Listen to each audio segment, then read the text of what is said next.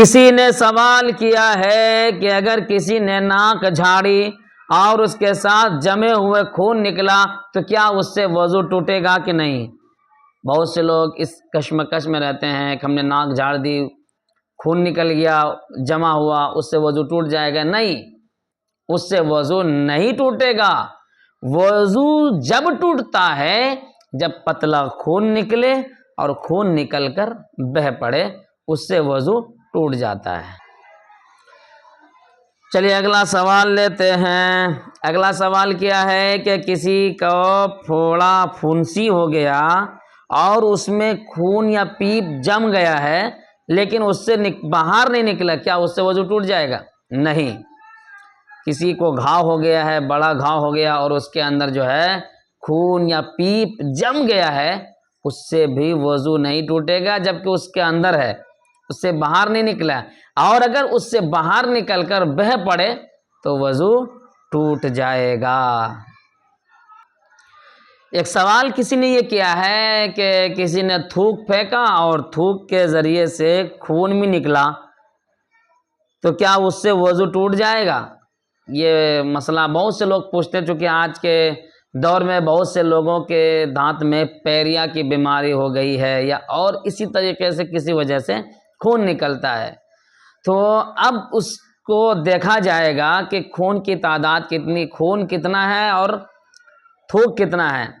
اگر خون کم ہے، تھوک زیادہ ہے تو اس سے وضو نہیں ٹوٹے گا، اور اگر خون سفیدی مائل ہے اس سے بھی وضو نہیں ٹوٹے گا، اور اگر خون کی اتنا ہے کہ اس سے تھوک کا رنگت بالکل سرخی مائل ہو جائے، ہے نا، بالکل لال ہو جائے، تو اب اس سے وضو ٹوٹ جائے گا، ٹھیک ہے نا، اب اس سے وضو ٹوٹ جائے گا، دوبارہ وضو کرنا پڑے گا، اور اس سے وضو کر کے دوبارہ نماز پڑھنی ہوگی۔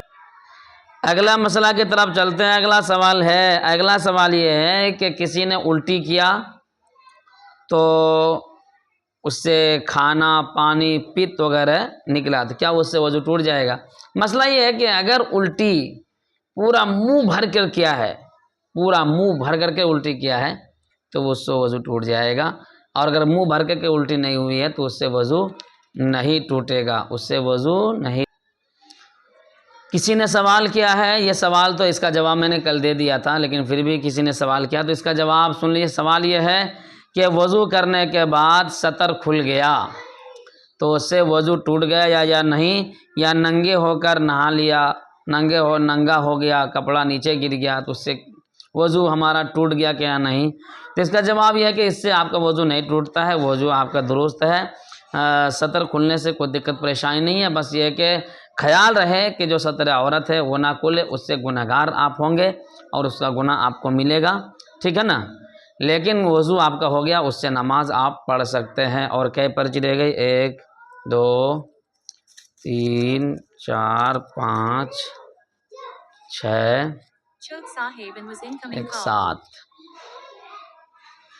ایک ساتھ 7 پرچی رہ گئی ہے انشاءاللہ۔ باقی اس کا بھی جواب ہم بہت جلد دیں گے۔ باقی جو مسئلے مسائل ہم بتا رہے ہیں، آپ تمام حضرات سے درخواست ہے کہ ایسے مسئلے مسائل کو ضرور سیکھیے اور اپنے وضو کے اندر اپنی نمازوں کو درست کیجیے۔ یہ اللہ نے اچھا موقع دیا ہے، اگر ایسے وقت میں آپ اپنے وضو کو، اپنے نماز کو درست نہیں کریں گے تو آپ پچھتائیں گے انشاءاللہ، ٹھیک ہے نا۔ اس لیے ضرورت اس بات کی ہے کہ ہم اپنے وضو کو درست کریں۔ جب ہمارا وضو درست ہوگا تو ہماری نماز درست ہوگی، ہے نا۔ جب ہماری نماز درست ہوگی تو ہماری دعا بھی قبول ہوگی۔ اس لیے ہم مسائل کو سیکھ کر آپ ایسے ہی کمنٹ کیجئے اور اپنی رائے، اپنے سوال کو ہم تک شیئر کیجئے، انشاءاللہ ہم اس کا جواب دینے کی بھرپور کوشش کریں گے۔